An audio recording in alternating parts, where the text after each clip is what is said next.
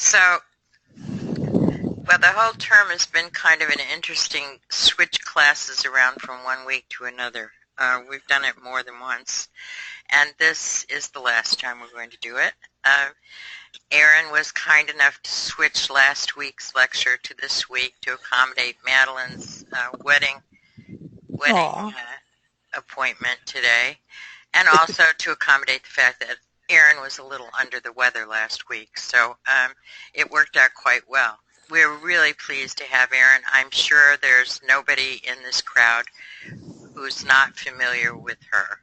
She's written many books, including ones that you've been referred to if you've taken basic classes here at Kepler. For example, her book on retrogrades, which stands pretty much alone in the field. Her book on family dynamics, quite well known. She also has a wonderful book on astrocartography called Where in the World that, that's a really good book. I think you all should access the material there. So, I need to say something with that. Sure. Astrocartography and Relocation was published by CPA, which was the Center for Psychological Astrology, and it was in hardbound, and all of us who are authors for that have been basically not given a very fair shake, and what's happened now is that Astrocartography and Relocation, which Astrodanst actually recommends as the book on astrocartography and relocation, it's out of print, and I need it to go back into print, and so that's one of the things that I'm just, don't know what to do. But there also is the edition of The Psychology of Astrocartography by Jim Lewis with Ken Irving, in which I actually organized and put together and edited, so there's that. And that is the text that they have for this course, so... Oh, good. So they're familiar with that book for sure. Well, I have to say, I really need to get Astrocartography and Relocation back into print. It's really important. Usually you have to contact the publisher. The publisher dumped everyone and ripped everybody off at the end. Well, if they gave you back your rights, then you can go to someone else to get it published. No, that's the thing. That's the thing. Well, so Astrocartography and Relocation, by the way, the last edition was bought from the London outlet, my good friend who has Midheaven Books over there, John Etherington. And if you go onto Amazon, you can buy one for $400. I think they're not going to do that, Erin. No offense. But you see, that's what people do, is they buy up like maybe 100 books, and then they wait until they go to print, especially books like this, like mine, and then they sell them. Yes, unfortunately, that's what happens. And we don't get anything, so it's quite something, isn't it? It is, which is why a lot of astrologers are going to self-publishing and books on demand. Yes. Yeah, exactly. I wish I could get a self-publisher to publish me, because I can't do that kind of stuff. Well, there is that capability through Amazon. Oh, okay. They have a published by demand department. Anyway. Oh, okay. We're very happy to have Erin with us today. Erin is an active astrologer. She's still practicing after more than 40 years. She lives currently in Mexico, Santa Fe, which is a very complex astrological community, I will say, and also travels to Vancouver, British Columbia, where she also lived for many years, and she does do some work and lectures there. She's going to do a workshop here at Kepler. What's it on, the one next week? Do you remember? No, you don't remember. Oh, right. Yes, I do. I'm doing, the free one. It's an open one on your personal heroic journey. Right. She's and doing it's a webinar really great. Yeah, people can get their own personal heroic journeys on my website, on my site, in my store, and it's absolutely brilliant. I mean, it's not just me. I didn't design the whole thing. I wrote it, but the design is amazing. So the heroic journey seminar, which is from 2 to like 3:30 1 to 2:30 Mountain time. Pacific. 1, 1 to yeah, 2:30 Pacific next week. There's a free yeah, webinar, so be sure to sign up. Remember, when you sign up for webinars, you don't have to be there. If you can't be there at that time, you will get a copy of the MP4 oh, to look at good. on your own computer afterwards. Anyway, Erin has been involved with lots of different parts of astrology, as she was talking about. She was associated with the Center for Psychological Astrology for some time. You lived in England for a bit, right? I was in London for 12 years, where I was the editor for the Contemporary Astrology series of First Arcana Penguin. Mm-hmm. And that series got founded by Howard Susportis, and then I was headhunted to do it as he got more ill. And I published like probably some of the best minds in astrology, 32 books. Yeah. Yeah, so that was a big part of your life, but her kids live here in the States, and I guess that's part of the draw to be in Santa Fe near your children. That's right. Yes, I can understand that. I know. Anyway, Erin is a multi-talented professional. She has experience in various areas of astrology, including astrocartography, of course, and she was a good friend of Jim Lewis's. Back in the beginning days of UAC, way back in the 70s and 80s, there was kind of a brat pack that ran around, of which Erin and Jim were part. Well, it's sort of true, Erin. Anyway, I was his only girlfriend. that's true. For those of you who aren't familiar, Jim Lewis was gay. Anyway, and very open about it, I might add, at a time when it wasn't PC Right. to be open about it. But there was nothing PC that generally drove Jim Lewis. Anyhow, so Erin is quite experienced not only with astrocartography, but I hope you'll visit her website. There's a great article on her website,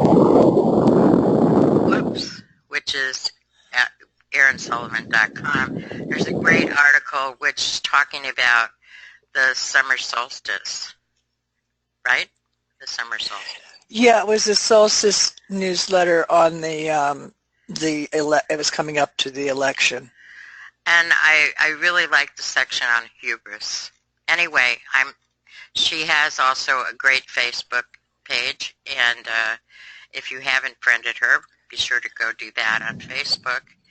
And sign up for her newsletter. Always very informative, always very helpful. Anyway, Erin's going to talk to us today about a couple of people that are well known and often referred to in astrocartography, and that's Sigmund Freud and John F. Kennedy. So I'm going to turn it over to you now, Erin. Okay. I'm going to try to, anyway.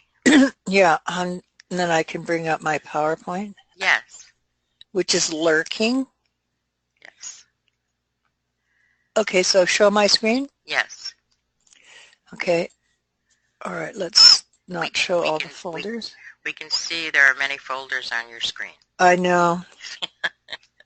I know. I was looking at the swastika origins, and because that's something that our Native Americans have. The Navajos took off their weavings as of the rise of the Nazis, and they no longer anything that you buy that's Indian wove from the Southwest or anywhere, if it has a swastika symbol on it, means it was woven before 1943. Right.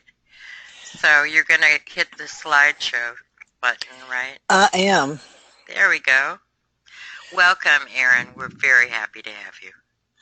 Well, thank you so much. I'm just thrilled to be here again. I love it. Okay, this is my good friend Jim Lewis. It is most beautiful. And I'm not going to click the YouTube because you won't be able to hear it, you who are here in the mic talk. So this is something that when I put it on my professional page, because the page that you would want would be my public figure page. I put it on, and many people said that they'd never heard his voice, and it's such a beautiful voice. Just the way he talked about, an introduction to astrocartography. So this is the fellow who really started, he actually hand calculated using spherical trigonometry, etc., the astrocartography maps originally and hand drew them. And then he found Greg Howe, who then said, I can program it. And so that's where astrocartography maps became, a commercial thing, which was fabulous for Jim because he just took it and went all over the world. And it was his baby. And this is the fellow that started it all. So, hi, Jim. Okay, I'm going to put I put my own up here, not because I'm so wonderful, but because I know it really well. I've traveled to so many countries. I am so glad that I did. I said to my kids, I know you thought it was scary and crazy, but I have been to countries where no one will ever be able to go again. Maybe my grandkids when they're older, but countries that are now absolutely, utterly devastated. And I wanted to make a point of something, and that is that, and this is a description, and I will describe where I went. One of the places that I went where you see the big zap. And if it was a client had come to me and said, shall I go here? I'd say no. But that's not what Erin does. Okay, so I've circled, this is just an introduction, okay? So many of you have seen astrocartography maps or have your own. Most people do, especially now that they're available through Astro, which would have absolutely choked Jim, and probably is, up in the heavens. But also they're available in the original program type through, the Florida, my friends in Florida, you know who I mean. Your friends in Florida? Are you talking about David Cochran? Yeah, David Cochran, Faye Cochran. They have the American rights to the actual astrocartography. Oh, that's but it was had. That's new. I didn't know about that. Oh, okay, very good. Because Jim sold the rights to Curry, yeah, in Equinox, and they were doing it for years. Well, years. Curry bought it from Greg, when Greg Howe. Yeah, that's right. Well, exactly. Well, because Greg was the only person that Jim trusted. Anyway, so, but he also trusted Claude Weiss. So he used to have the ones coming out of Bettsville, out of Switzerland. Yes, right. Yeah. Okay, so but now you see you can get them through the London source, which is Equinox Books, Astrology Bookshop, run by Barry, or from the United States, from Florida. So you can get them through their shop. Right, and they are quite different in terms of being big and clear. Oh, yeah. And you can also get the cyclocartography. That cyclocartography is great. The clear sheets, which you can't get using the online programs like Solar Maps. No. Produces right, yeah, much smaller. Oh yeah, no, this is great. I mean, this is anyway. It's okay. It works. Okay, but when you get them, the map from which is like 2 8.5 by 11 folds. Yeah, so it's a very big. And then if you get the acetate of your progressions, it shows where the progressions have moved to, and also transits for 6-month periods of the outer planets. Overlaid on your map, you would then have where, say, my Pluto, Mars, and Saturn MC will have separated, moved around, and become moved elsewhere, I can overlay it and show where transits of outer planets are moving to my, of astrocartography-wise, to parts of my chart, my map. So it's very, very good. And so, so that for those of us in the States, we can get it from, well, it's called Kepler, but what else is it called? It's called Cosmic Patterns. Cosmic Patterns. Thank you very much. And Erin, I'm sure the students would be delighted to hear some of your crazy adventures on some of these lines. Oh, okay. All right. All right. This is where I was born. I was born exactly as the sun was 24 minutes into the 12th house in Vancouver, British Columbia. And so I have sun ascendant running right through. See that little sun ascendant? And it runs all the way down through Vancouver and then out into the places in the middle of the ocean where I just don't care to go. And then, of course, it will, because it's, you can only get so much on, and then it becomes a descendant line. So my ascendant line is running in a curve, and my descendant line is running straight through London, Athens, not through London, but through Athens, Greece, which is really interesting because I've been attracted to the classics since I was a kid. And when I went into the classics department to study all of the ancient world minds, Socrates and all the Platonic studies and, the tragedies and the comedies and the plays and the philosophy and the history, I was in heaven. And it was just something that I did because I really wanted to do it. And because I'd reached a kind of critical point as people do in their careers and vocation, especially vocation, where something had, there was something I needed more. Yeah. So I went into the astrophysics department and thought, okay, maybe I'll become a scientist. And, I have Mars, Saturn, and Pluto in my 9th house, okay? Mars, Saturn, Pluto in my 9th house. So I went into the science department. I took I figured I learned how to, measure the spectral class of main sequence stars. I built a little telescope. I took a course that really changed my life on solar system astronomy. And it was a great addition, but I was not meant to be a scientist. And I was still wandering about the campus of the University of Victoria. And I thought, well, maybe I should go into literature or something, because I love, books, but then I can do that on my own. And then I went into the classics department and walked on the hallway. It's a very small department. Classics are, classics professors do not have jobs. And I walked into the library. And this was in Victoria, British Columbia, where the sun had moved by 35 minutes into my first house. So I moved from Vancouver, where it was into the 12th house by 24 minutes, and then it moved into my first house by shifting 25, 60 miles west. So by going 60 miles west, it dropped my sun down into the first house. And I entered the classics department, and it was just fantastic because that's where I really got high, from just the whole concept of what was going on at the origins of civilization, Western civilization, which is, by the way, on its decline, in case you hadn't noticed. And so I was actually picking up on Athens, which is really the origin of Western civilization, where the gods came down from the north, with the sort of Germanic gods who were horrible, Thor and sort of Götterdämmerung, the great opera by Wagner, which is like 13 hours. I mean, how can you sit through 13 hours of Wagnerian opera?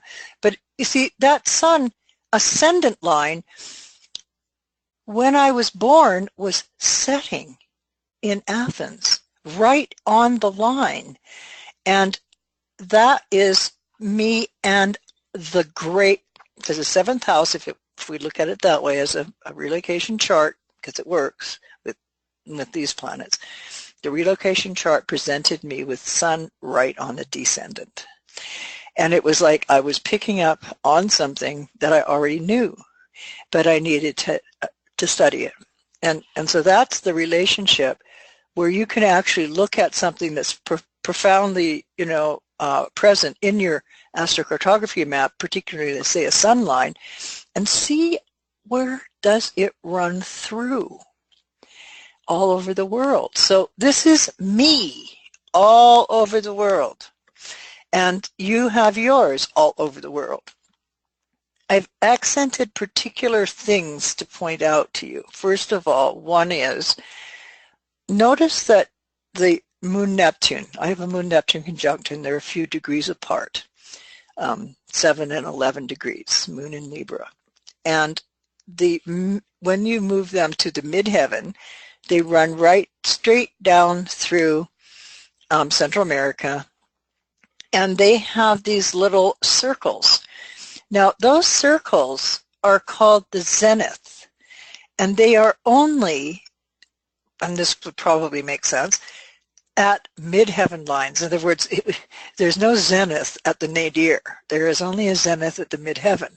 And so these zenith lines, you'll notice, are all midheaven lines, and they all run in a curve like this around the world. And I only have a north node midheaven line on the other side of the map. But there are no zenith lines under the IC lines. So that's a thing that's important, because what that simply means is that's where the planet is directly overhead. So this, I would assume, would be a fairly powerful place for me to go. I have been down into this part of the world. I spent time in Peru. In fact, I landed in Lima in 1973, about September the 11th or 12th, and went to sleep and got up in the morning, and there were nothing but tanks in the street. And I looked around to my friend who was born in Puerto Rico, and a very Spanish, beautiful woman. And I looked at her, and she says, "Oh, there's been an election." So that's what they do for having an election in certain countries, is you just simply know, because the tanks are in the streets, nobody's in business, everybody gets arrested, and that's what happens. So that's what I did under my zenith point, Moon Neptune MC. Oh, dream world, right? Because it was actually quite an amazingly beautiful trip. I got to go to the Museum de Oro. I got to see the crystal skull, which and the people that we were associating with were, obviously fairly well born. So I got to see stuff that they were smuggling out of South America under great pressure. I've never been over here, but I have been to Rio de Janeiro. And in Rio de Janeiro, I have a bunch of things going on here, right? I've got my Chiron and Sun midheaven line running right through it, intersected by Mars, Saturn, and Descendant. And I gave a lecture there, and it probably was 2006. I went down there to Rio and did workshops. It was absolutely wonderful. I had a beautiful time. There was never any threat or any problem.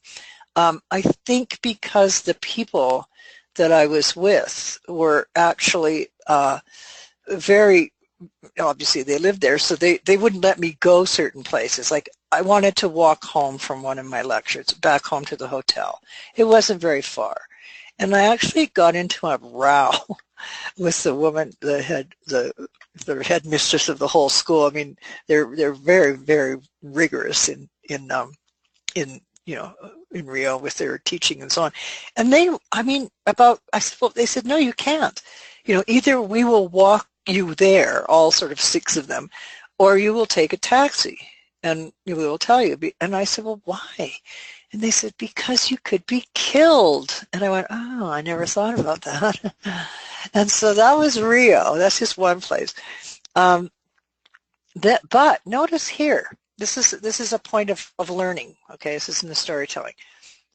Here is where we have a little vortex, okay? Because all planets meet. You'll notice that when you get to your own maps that there's this vortex, and the stories in my book are amazing about people actually going to their vortices and actually having nothing but trouble. I mean, nothing worked. Everything sort of fell apart, and nothing worked.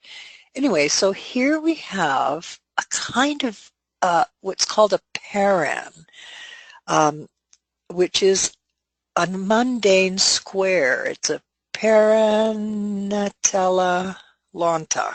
It's hard to pronounce. Paranatella, a paran, which means a mundane square. So what I here have, which I don't have in my natal chart, is I have Mars and Saturn. Well, actually I do, in a square to my sun and midheaven. Okay, and here's another point where I've never been.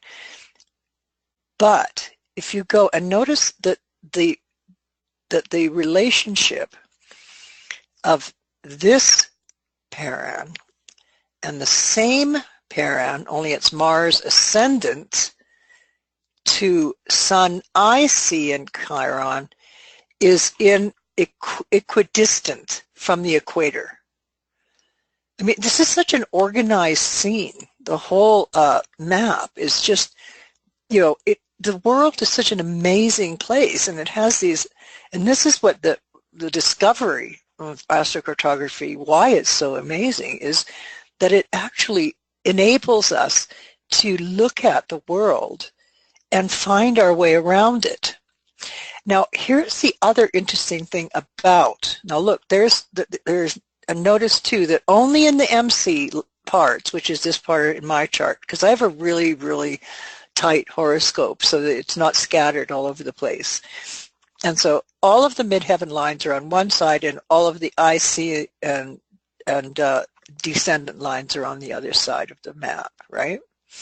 So this is MC of Mars and descendant and Saturn. And over here we have Sun IC along with Saturn and Mars ascending. Now, I've never been here, and I have never wanted to. I have never had any desire to go to places, you know, like in this, the Orient, as it would be called when I was a kid. Never. And so I've never been there. I made, you know, a quick stop once down here in Australia, where I took Howard Susportis just before he died, because he always wanted to go to Australia. I arranged that through Sydney that we would get to go there and give to their conference that they have every January in the winter, and also to teach in Melbourne for Brian Clark's school, the Chiron Center. And so I went there, and it was fabulous. I mean, it was so much fun, because in London we used to sit and watch Neighbours. It was an old funny program in Britain, British program, but it was set in Sydney, in Melbourne, sorry. And so we went to the actual place, and so, you know, the actual Pluto descendant, and I know it's not a descendant now, it's over here, because it's Pluto actually in the rising, crossing Mars and Saturn rising. And you'd think, well, perhaps if I went to the middle, like right to the vortex, I would probably have been sort of eaten alive by dingoes or punched to bits by kangaroos. But no, I had a fabulous time because I was teaching. I was there for a purpose. I went for a reason. It was serious. I was with a friend who was dying. It was really important. And I was also connecting with Brian Clark, who was my Canadian partner across Canada, as we were the, you know, what I call the bookends to Canada for the astrology organization that we established. And he was from Ottawa, where the Uranus descendant line, my Uranus descendant line, runs through. And then he went off to Australia to meet the love of his life and Mary. Let's see. Okay, the biggest deal occurred that I wanted to talk about was when I went to the Middle East. Now, I went to the Middle East because it was I had an opportunity to go. I had a sort of 7-month opportunity to go to the Middle East where I was stationed, based, not in a military sense, but living in Kuwait. And because a friend of mine was a conservator for all of the returned object art from the Gulf War, where Saddam had everything, absolutely everything, including toilets, taken out of Kuwait, left it burning for like a year, and scuttled off back to parts up in Arabia. So I was in Kuwait, and which gave me the opportunity to go to various places like Yemen. And I have a exact crossing of Jupiter descendant, Neptune IC, Pluto IC, and Kuwait is actually my Mars Saturn IC. So that's why I said, because the IC, it means it's home. It's a form of home for me. Okay, so this would be what it would be like if I go there and it's home. Well, it was actually both amazing because I got to go to Yemen, I got to go to Turkey, I got to go to Iran, I went to all sorts of places that were just phenomenal. And it was probably around the last time that people could really go there, but there was a couple of incidents, one of which was we went to this place called Wadi Hydermat or Marib, and it's in the high desert, and it's called the Manhattan of Yemen. And when I was wandering about looking at a ruin in old Marib, I wanted to take a photograph of the sun setting because everything in Yemen is built out of adobe, and their buildings are like 3,000 years old. I mean, it's a tragedy what's going on there, absolute tragedy, because none of these things can ever be restored. It's unbelievable architecture. And so I was in a ruin, and with the group, and we were in a special group which was run by the Sheikh Nasser al-Sabah of Kuwait, because he had a culture club. And so we had a sheikha, which is feminine for a sheikh, the wife, on board, and we were Kuwaitis, okay? And it was a Kuwaiti caravan, and there were about 7 SUVs, and flanked on either side, both ends. And on my Facebook page, if you went to my personal page and went to my albums, you could see my album of me in Yemen. Anyway, we were flanked by 2 trucks that were like little pickup Toyotas with men with cannons on either end of the convoy. So here I am riding around with these people.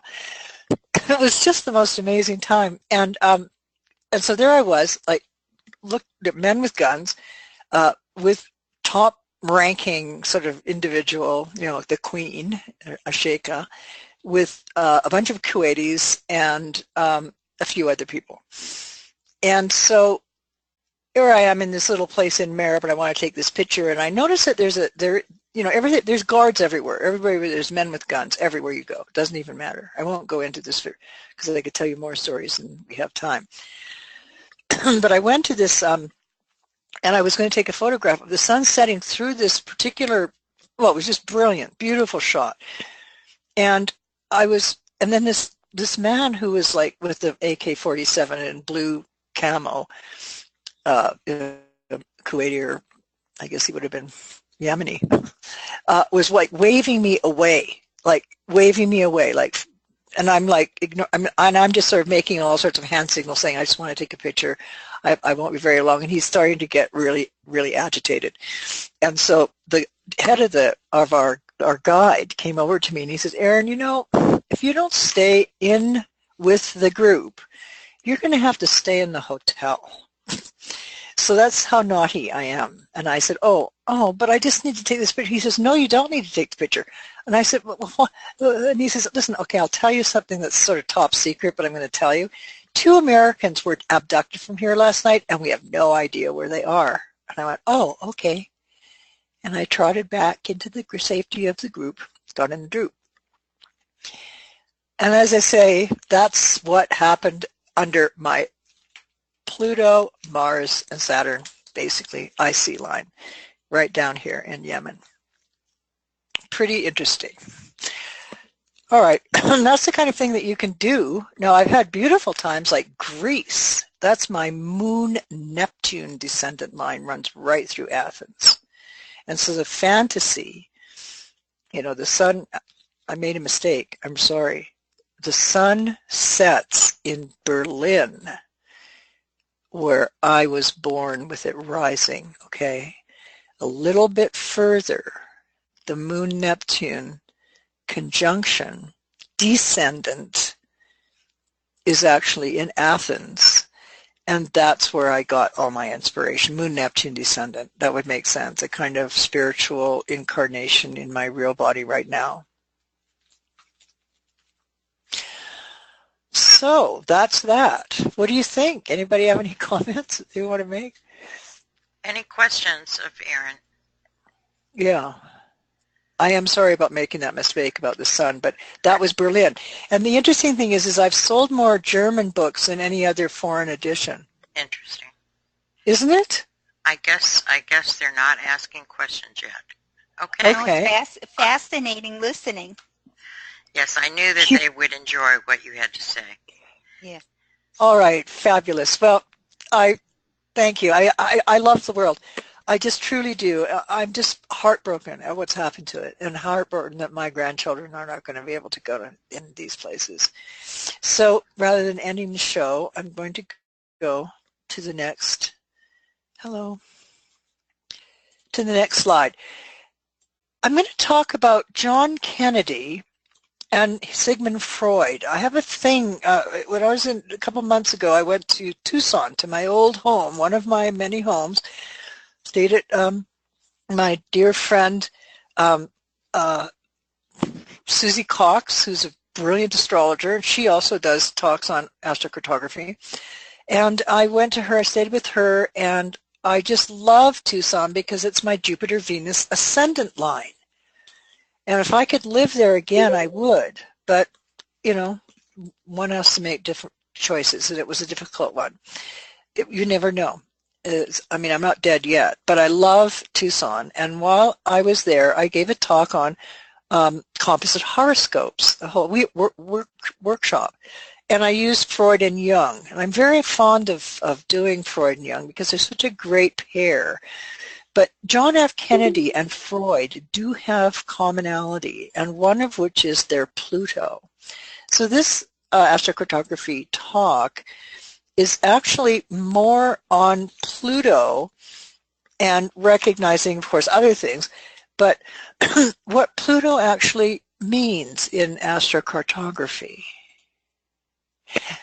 And here we have, this was probably,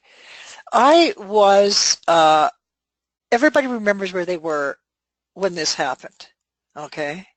I remember where I was. I was in grade 9 math class in Canada, in a northern part of the British Columbia, and a notice came over the main announcement, old-fashioned announcements into the rooms, and saying that the President of the United States, John F. Kennedy, has been assassinated. He has died, and everybody can go home.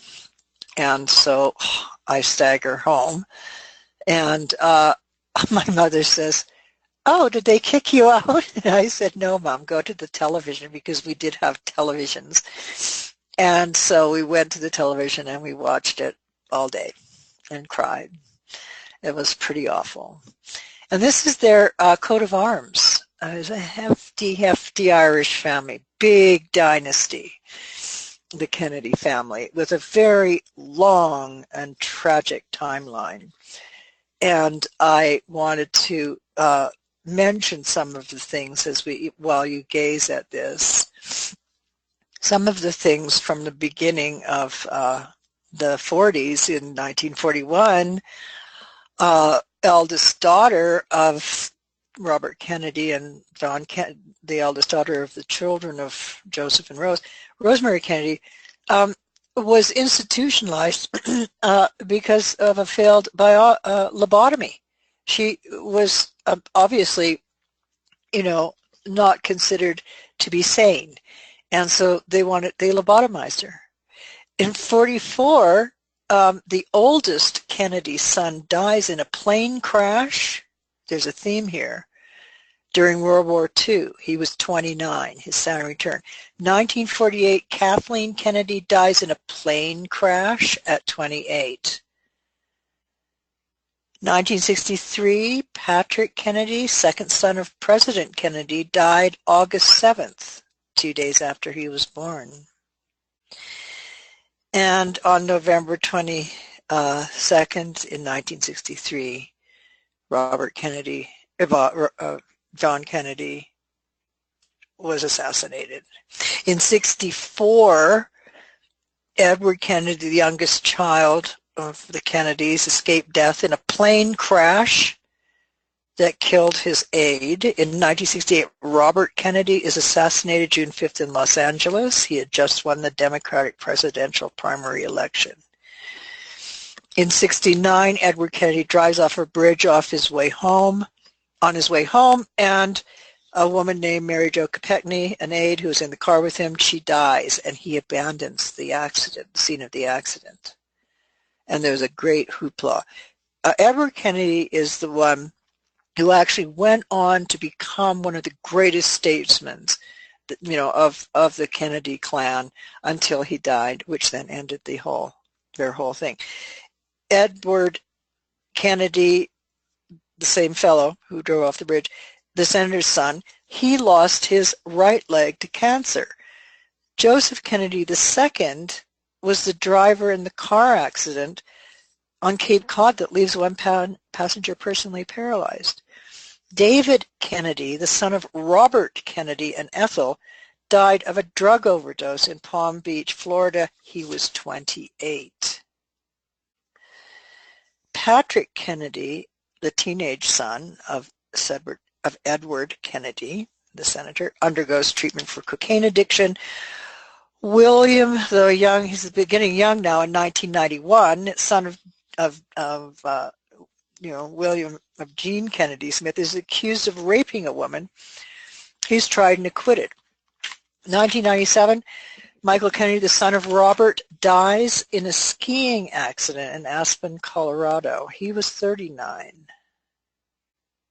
1999, John F. Kennedy Jr., his wife and sister-in-law all die when their plane crashes into the water off Martha's Vineyard. Kennedy was flying a Piper Saratoga plane, plunged into the Atlantic. In 2002, Michael Skakel, who is the nephew of Ethel Kennedy, was found guilty in June of 1975 for the murder of a woman. And she was 15 when he did it, and they didn't really find out until 2002, and he was sentenced to 20 years of life in prison. Rosemary Kennedy died January 7th at 86. Senator Edward Kennedy is diagnosed with a malignant brain tumor in 2008, and he dies in 2009 on August the 25th, and his sister Eunice died 2 weeks earlier. It just goes on and on. Carrie Kennedy, daughter of Edward or Ted Kennedy, died September 16th of a heart attack at 51. And Mary Richardson Kennedy, the 52-year-old estranged wife of Bobby Kennedy, is found dead in the barn of her bedroom. She died of an apparent suicide. There is no end to the tragedy to this dynasty. It was like two marvelous, hopeful immigrants from Ireland come over and found an entire dynasty which is absolutely littered with tragedy. when we look at John Kennedy, because this is both the horoscopes we're going to look at and maps, are Pluto. They're about Pluto. Okay. John Kennedy's natal horoscope is here. His 8th house is loaded. And he had a lot of physical problems. He was a very sick man. And I'm not going to go into all of that because you can read about it. But he was a very sick man, and he had a constant attendant of doctors and many drugs that he had to take in order to keep him basically alive and up and running. He's a very famous war hero as well.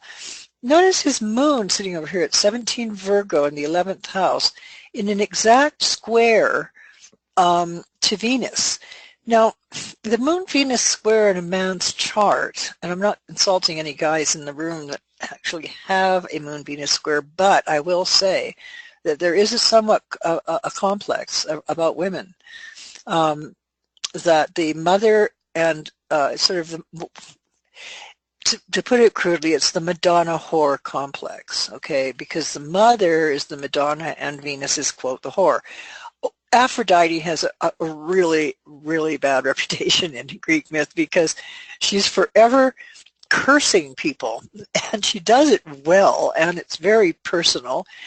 And it's always because she hasn't been propitiated properly. So I think that John Kennedy was propitiating Venus a lot. Aphrodite, the great goddess of love and sexuality, and Peitho, which is a Greek word for persuasion, a very sensual, very sexual fellow, Sun-Venus conjunction, just, totally radiating charisma, while he's, dying basically from, back pain from his war injuries, as well as a very complicated disease that affected his sex drive, which actually made him hypersexual. So it is associated not just with just being a bad boy, but it's associated with a constant need. And part of this would be the drugs, to have sex and to have it often. And there would be often brought to his room at night, maybe 1, 2, or even 3 women. This is very well documented now. His mother, let's say, remember I said it's the Madonna mother whore complex. There's a tension between his feminine self, his desire, and his need for nurture, and he needed both. And of course we all know the dreadful situation that took place around Marilyn Monroe, who would have been both because Marilyn was an extremely loving, gentle woman. She was married to friends of mine's husband, Arthur Miller, for a short period of time, which was a bit of a disaster. And a moon square Venus, excuse me.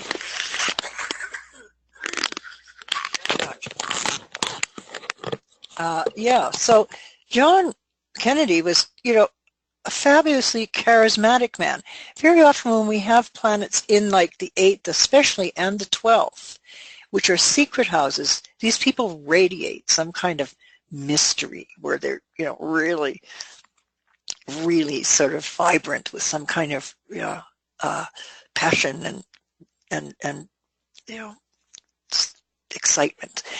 The 4th house he has, which is water houses, are very, very much family houses, and Uranus in his 4th house in Aquarius is actually at 23, so it's squaring his Jupiter and his Mercury, and then of course by stellium order, it's a knock-on effect.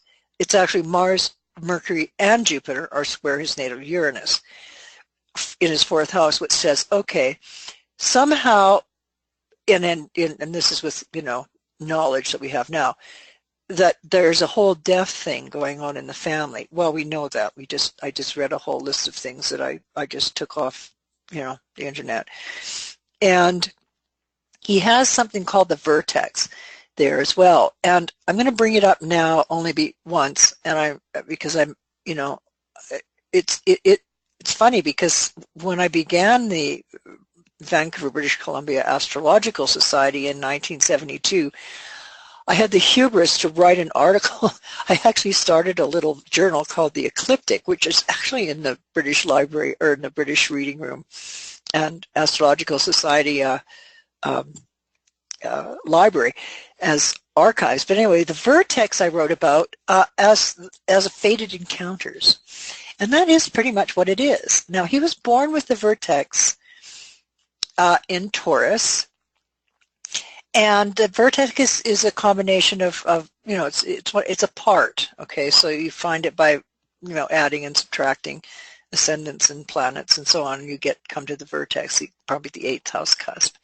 So he had fated encounters of a deadly kind. Now, sex is not deadly, but it does have a little resonance of it, because if you're going to have good sex and you lose your ego in the climactic, then it is a death of the ego.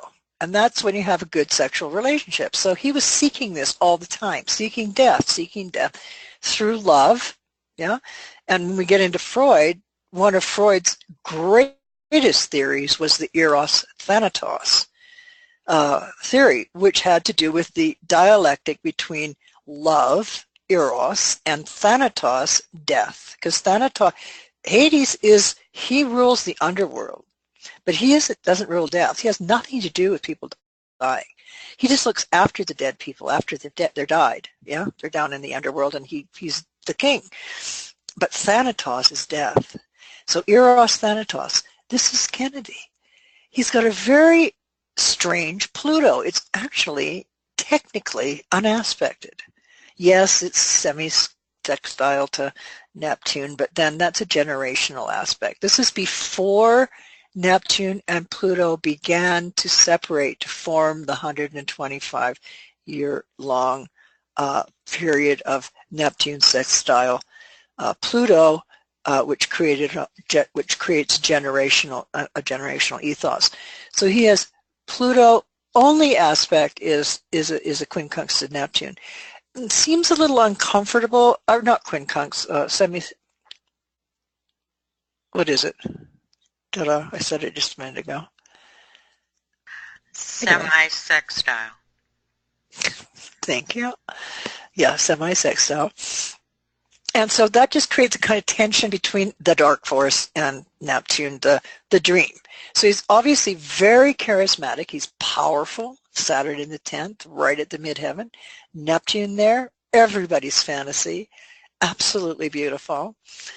And when we move him to Dallas for his date with Destiny, Pluto actually, because we're moving him back, okay? So by moving him back, we move his midheaven back to 29 Gemini, putting his Pluto in the 10th house, right at the midheaven. His moon in the 12th, his date with Destiny, his vertex, exactly conjunct Chiron, who's just the wounded healer. I mean, and he was, because he was, he had from birth. I mean, the Kennedys, I think, may well have been quite inbred in Ireland, because they had a lot of congenital issues, from mental instability right down to physical incapacity. Yeah. So what we have here is, by shifting John Kennedy over to Dallas, we move his glamorous 11th house applause-worthy moon into the 12th house, where everything's a big secret. Mars, Mercury, and Jupiter remain in Taurus, steadfast in the 8th house. And what that seems to indicate is that that's what's happening. What really is important is it shifts his sun, his solar power, his drive, desire, passion, energy, fire that he releases, the fuel that he burns, and his charisma into the 9th house, because you can almost say, which isn't, I'm just playing with this, it's sort of like he went to a foreign country. As far as I'm concerned, and I really should keep this to myself, but I'm not, Texas to me is a foreign country, and it's one of the foreign countries that I don't go to. I'd rather go to Kuwait or to Yemen than to Texas. And so what we have here is John Kennedy going to, be present for his position and power on a great motorcade taking place, great celebrations all around about how we have this person, and his Pluto is conjunct his south node, so in evolutionary astrology, it does talk about, perhaps having had in his back line, reincarnationally speaking, soulfully speaking, that there is something very dark about his karmic, and I don't use that lightly because I actually don't know what it means. I mean, I do intellectually, but I don't know karma. I know fate. I know the Moirai much better because I'm a Western person, not an Eastern person. And to me, the Moirai, the three fates, the Clotho, and Atropos, and Lachesis, they are the ones who were born in order to create and to weave the cloth, to spin the thread, and Atropos is to cut the thread of life.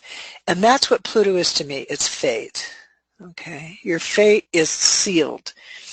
And his is with his south node. So it's almost as if he had to pay for the sins of his ancestors, ninth house.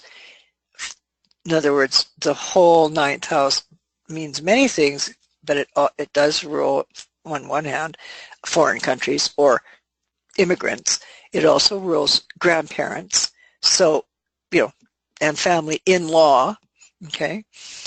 And so we move him there, and we've got shifted his Pluto, bam, right into the 10th house of being really prominently in danger. Chiron, 29 degrees, moves right to the vertex and the descendant. So the wounding that he experiences is a mortal wound, but it's also one that seems to have been fated. Because when I wrote this silly article, which isn't really silly now I look at it, you wrote this little article in 1972 about vertex. I talked about it as fated encounters. So if you want to play with that, do. You might find that you meet people under certain transits to vertex. It's not commonly used, but it's, I love to play with astrology. So what we really see is a kind of conspiracy, which simply means to breathe together, to conspire, of emotion not very far away, longitudinally. Latitudinally, yes, very far south from where he's born, and that is his natal. Any questions or comments about this? It's interesting because when you're mentioning about his son moving into the 9th house and Pluto going into that very close to the MC there, I see as well. Oh, yeah. And have to guide his ancestors. I almost, I had to look up the chart of Jesus Christ just to see if there was one. And he did have Pluto very close to his... yeah, Moby Dick is the apparent authority on this. Okay. Yeah, but is it March 7th of the Uncomfortable Pew? No, actually, no, this is not March 7th. It was June 17th, so I don't know which one is the right one. We don't know, do we? Yeah, I would think people would say the 25th, but it makes sense to be something else. Oh, no, it's definitely not. Yeah. No, you're right. Absolutely. You're right. It's not the 25th. It would be interesting to do an ACG on Jesus Christ, especially if he did go east, to the Far East and then made his way back. And I don't know. That just food for thought. Well, there's a lot of talk about him actually coming from Africa. that he was black, Ethiopian. Well, it's a good research project for sure. Yeah, it really is. Yeah, it is, because it certainly isn't. Yes, I think that. Thank you. That's a very interesting interjection there, because I think when we look at Pisces, we're looking at somebody who's hung on the cross, basically, Right. and who suffers on behalf of the people. Okay, and I think that's exactly partly what was going on. I mean, he just was too cool to live. So I'm going to move over here to his astrocartography map, and this is a small lesson. You probably may well have learned this, but notice that the Chiron descendant line runs smack through Dallas, while his Pluto MC line runs just about 121 miles east of it. So what astrocartography does is the planetary line itself, okay, is doing the transiting, okay, and the progressing toward the eastern location. And by the same reasoning, the line is separating from the western location. So Pluto actually passed over Dallas about 2 hours before he was born, but also then would, anyway, so it separates from the western location, and the orbs are greater when the location is being considered east of the line. Okay, so if we have a line like Chiron descendant running smack through Dallas, that's definitely what's happening. Pluto midheaven, Jim Moose used to give a big orb, like even up to 700 miles on either side of a line for it to have effect.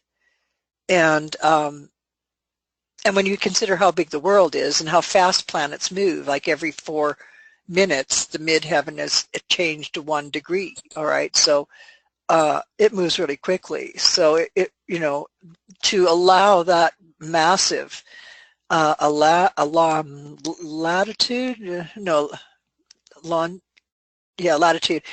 to these lines, I think it makes sense.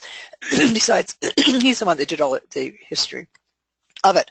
So as the Earth rotates east, the sun appears to rise rotates west to east, and then makes the sun appear to rise, which causes the lines to move in this fashion. So, as I've written here, the line, the Pluto line is actually separating from Dallas, and Pluto midheaven would have passed over about 2 hours before his birth, which is equivalent to about 2 hours after the shooting, okay? And by this time, and Pluto does rule the collective grief, all collective grief, the kind of grief we feel right now for the planet, is a, oh, how'd that happen? Oh dear. By which time the world was in collective mourning. The Chiron descendant line, and this would not be what Jim would not, I mean, he wouldn't have put Chiron in, but we do now. He didn't put the nodes in either. So the fated Chiron wounded healer archetype is exactly in position over Dallas. And the descendant would be associated with global events and his persona affecting individuals and the collective. And the 7th house, if you will, actually does represent, if you are a public person, your partner. If you're standing in front of a group of people giving a talk, you have a relationship with the group as a unit. Yeah? So that this is where the Pluto midheaven line comes in, is the collective personal relationship, and his own personal chironic wound became our wound as a collective. So I would just remind the students that as the Pluto was moving towards the east, in the chart it was in the 10th house. It moved into the 10th house. It was angular. I'm wondering if that's why in the book he talks about that anything that's east of the line you have less control over. That's kind of makes sense. Yes. Yeah, that's Jim says you have less control over it. Yes. It's more collective too, isn't it? Both of you, because Yes. Yes. yeah, it really has to do with a global situation and some conspiracy. I mean, Pluto is about things that aren't known and are mysterious and weird, and they it does rule conspiracies. I think what you were saying about moving to, when you went on that trip though, and you were there with someone that was dying too, and it was a Saturn kind of Pluto situation. In Melbourne, yeah, I was. Yeah, I think that's just so important to remember when we're looking at these things. That those lines, depending on how we're using them, they don't have to be bad if you're using them in the way that they're meant to be used. Right. Yes. And also remember that the lines can represent experiences in a place as well as people represented in a certain place. Right. And also something that because you see, this is the thing, because the horoscope is our natural chart, and then we get this astrocartography, which is our chart all over the world. It's like we were born in a location through our mother's womb into the world, in a location at a particular time of day, strictly for incarnational convenience. As soon as that happens, we can just open the doors to what does this mean. So the meaning, very likely, has to do with that there is something that comes out of our psyche that we were born to do, and for some reason he was born to do this. And of course, Pluto's the mystery. And he was in danger in the war, in Korea and so on.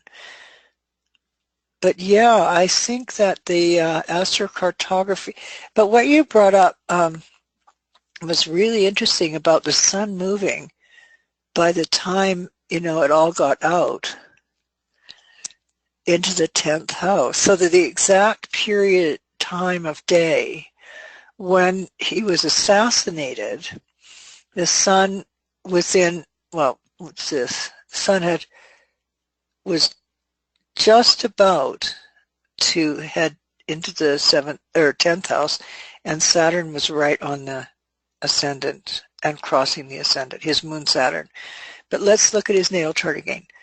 Clump of planets all in the 8th with a great love from the collective. Chiron didn't come up in these charts. It was very irritating. So Chiron I put as 29 Pisces because that's what it was when he was born. But in 1963 in November, it was at 10 Pisces. So it had moved, in order to form no relationship aspectly to, trining and sextiling and nodal axis, but it didn't make any aspects really at all. So I didn't really see anything to do that. However, I'm pointing out that the assassination chart was when Saturn was at 17 and the moon really coming up to Saturn within hours. And his natal Mars is in Taurus at 18 degrees, which means that it was exactly in a square. Saturn was square. So this third chart that you're pointing at down at the bottom, that's when he died, right? Yes. Yeah. This is the death chart. Yes. Okay. And the sun was at 29 degrees of Scorpio, which is a sad little thing because it sort of, reinforces something about Scorpio being the sign of death. But in Dallas, his natal chart, 29 degrees of Scorpio, the sun had moved all the way around into his first house. second house.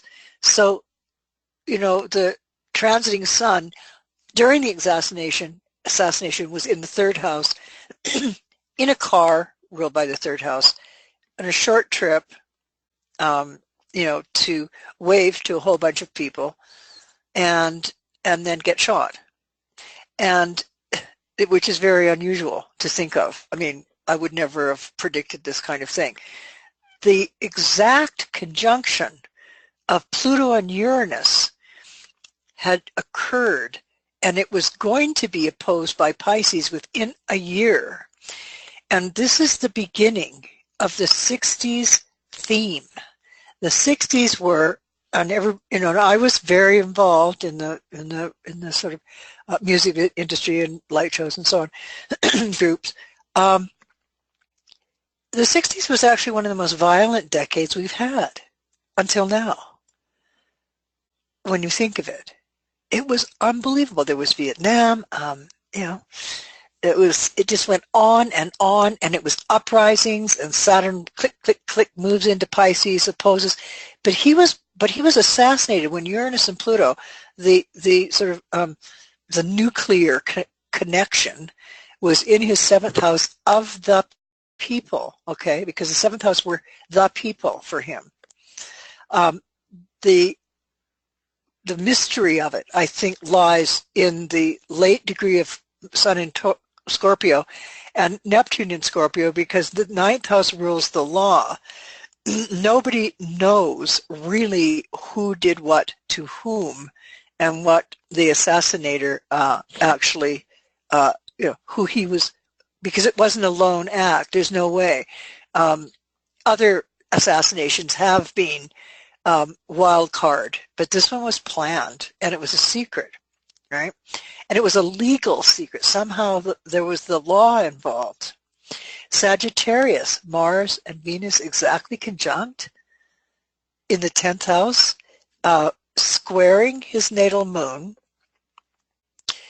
and also opposing his natal Sun, Venus in the 9th house of the law in Dallas.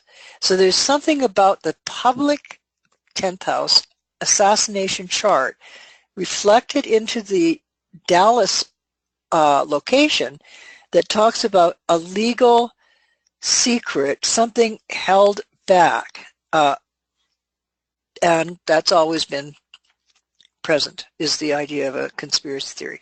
Jupiter was retrograde, which has to do with traveling, and so I guess he went on a nice long trip. But it was at 9 degrees of Aries, and in the assassination chart when he was killed, and that is actually in a fairly decent aspect in Aries in his natal chart in the 6th house, and it makes a sextile to his sun. And Jupiter is often found in a very benevolent and benign kind of relationship, often in death charts, because he is the one who is the long distance traveler. So does anybody have any comments about this?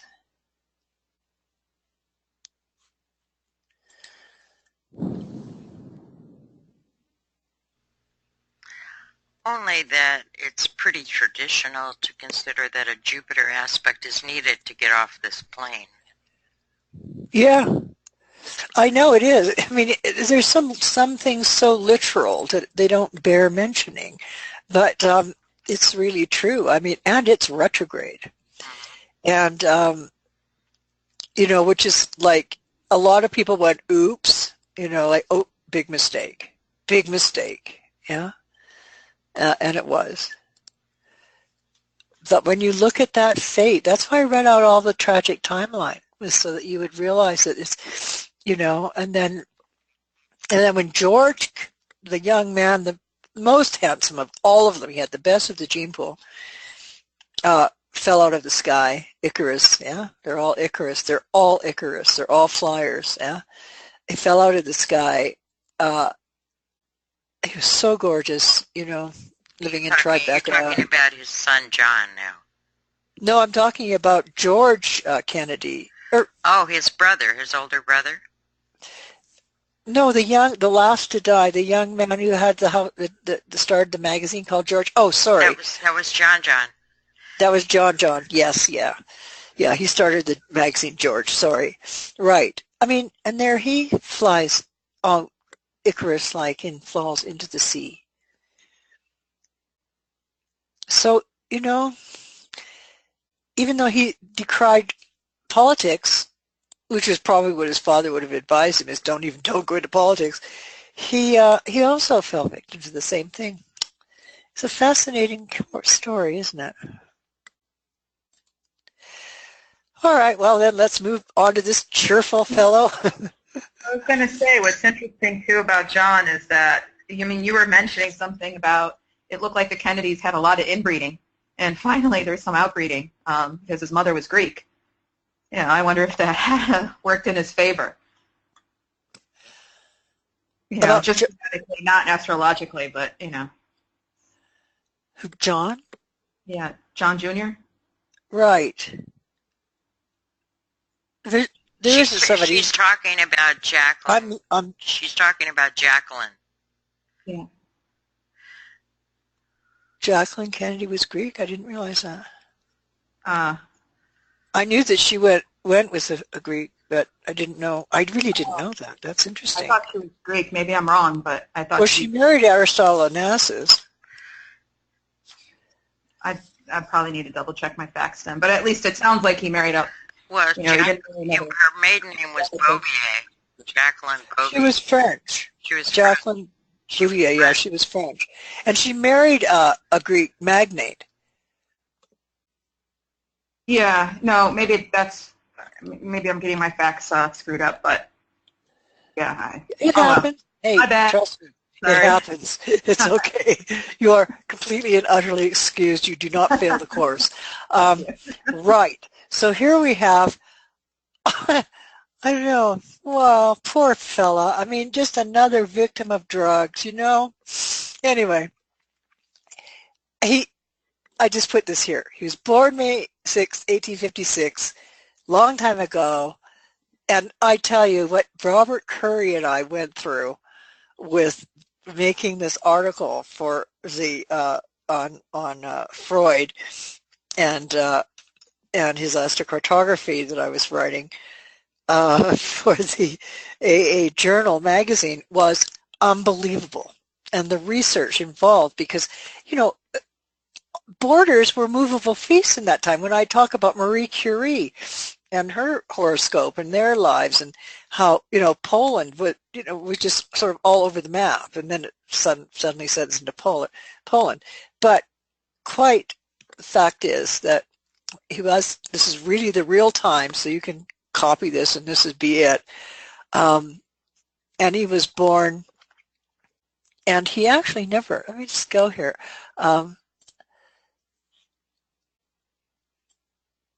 I write this here, yeah, because I love this. Don't you love this statue or sculpture? It's like he's out on a limb.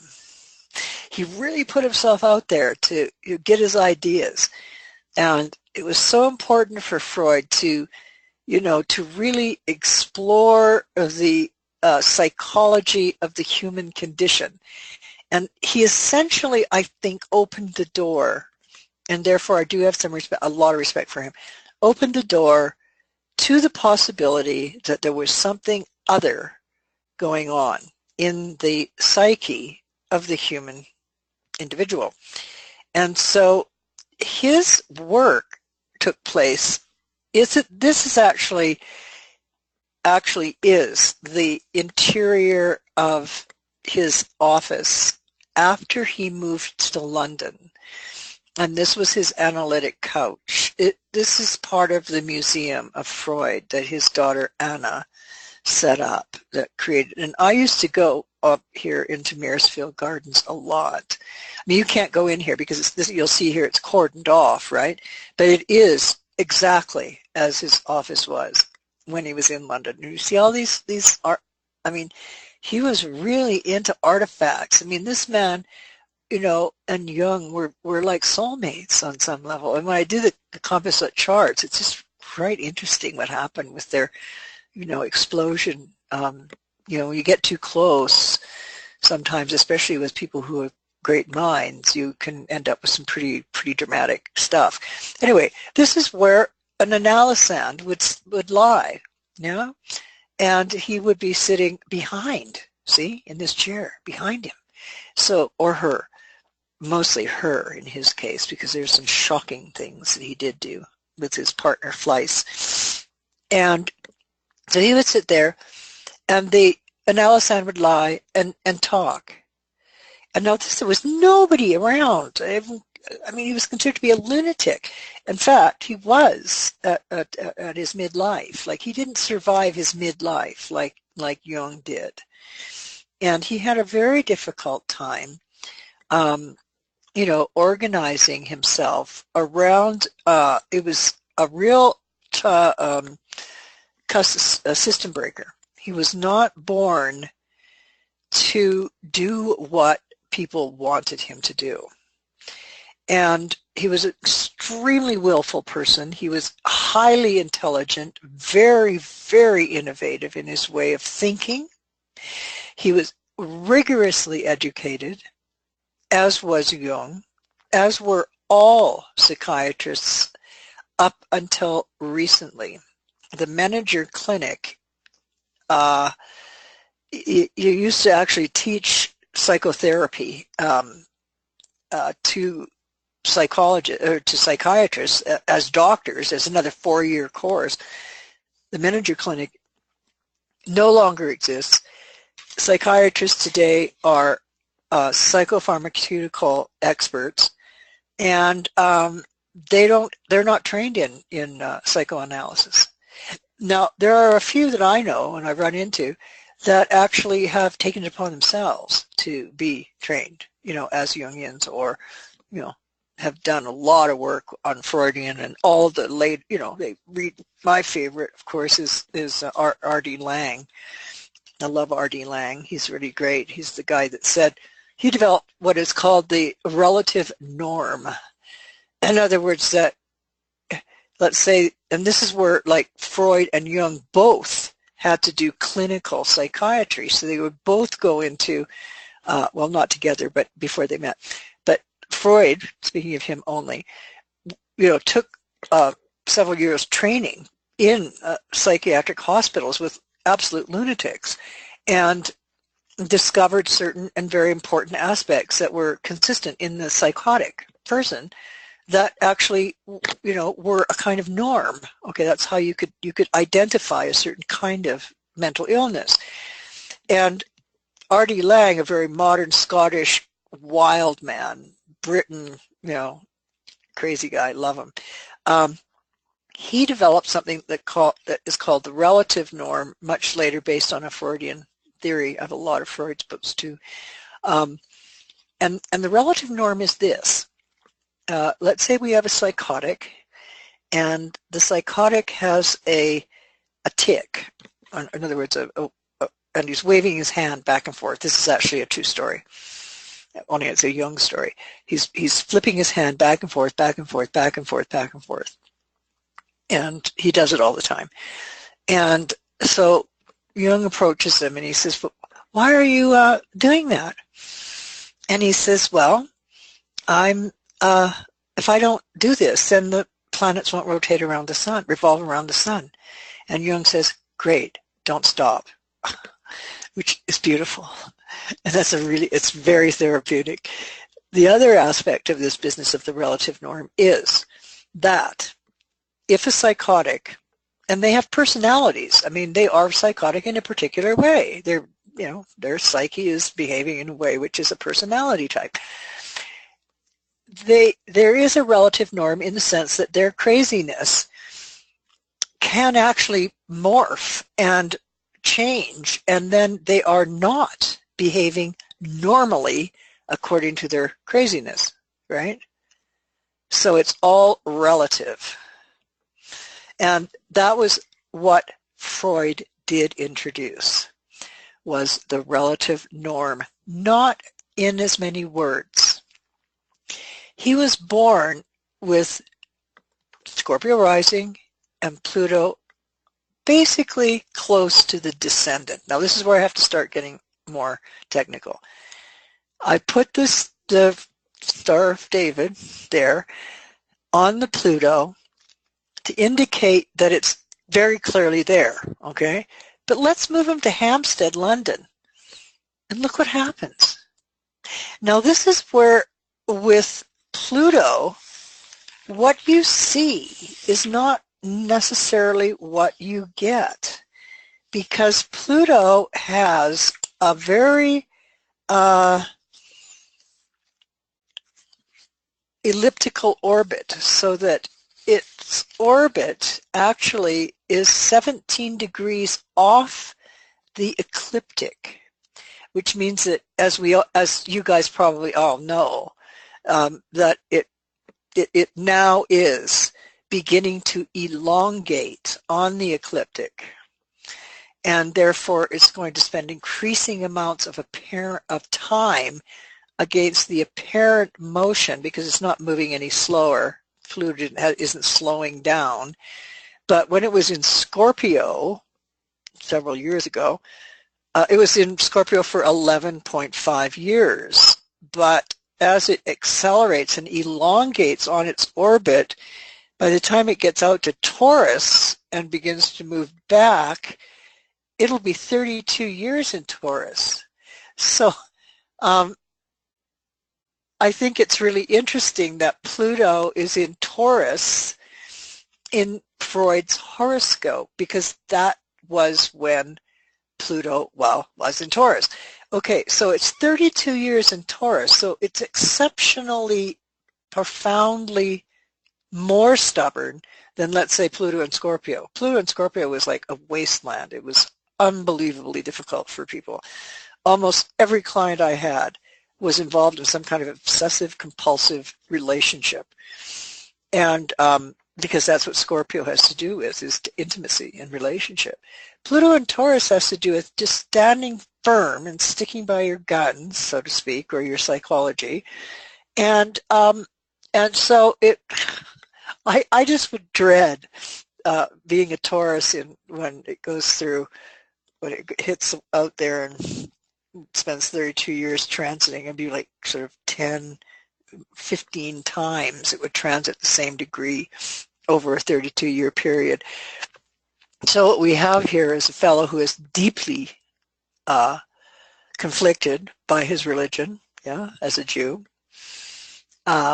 He's really absolutely importantly involved in something in Britain. It's not that far apart, Austria and London. It's only one time zone, which is why you get the 7 Scorpio natal, but by moving west by one time zone, you end up with a late Libra rising. So what it does is it jams his Mars retrograde. Let's go into his natal chart. Mars retrograde singleton, okay, completely isolated from the rest of the planetary gestalt, and it's retrograde. So it makes sense that he was very interested in this, in the sexual etiology of neurosis, and the Eros, Thanatos, Scorpio rising, Thanatos, Eros, Mars retrograde, Venus conjunct Pluto, more Eros. So he's fascinated by the workings and the mechanism of sexuality. However, the thing about Freud is that his only patients were women.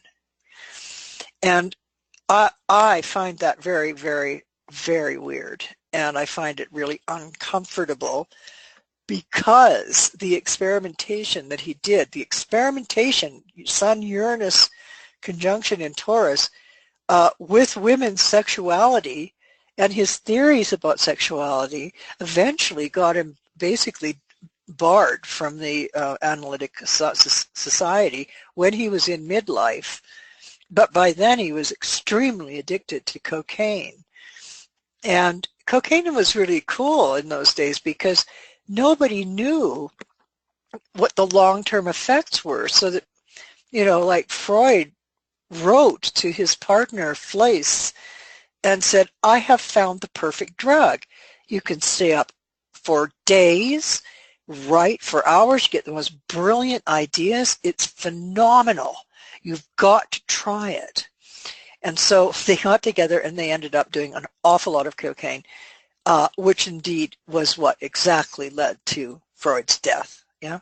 So they didn't know. I mean, Conan Doyle everybody was doing cocaine because they didn't know what it was. They just knew that it somehow took away all the pain and made everything wonderful and made you think great thoughts and write wonderful books, and then you can go crazy.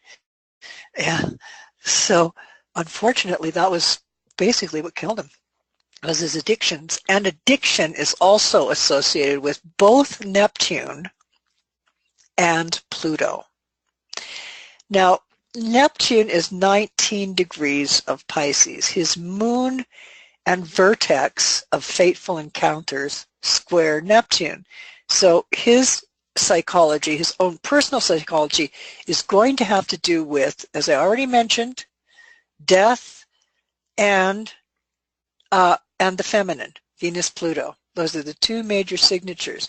He also, the Mars retrograde does talk about an introjection. If he introjects his Mars, then that would indicate that he might not fare well in the 11th house of his associates, groups, and organizations. In fact, he was laughed out of a lecture that he was giving to the society in Vienna on the etiology of neurosis lay in the female genitals, and the whole origin of sexuality and dysfunctionalism was a result of hysteria, which in fact comes from the Greek word hysteria, which is the womb.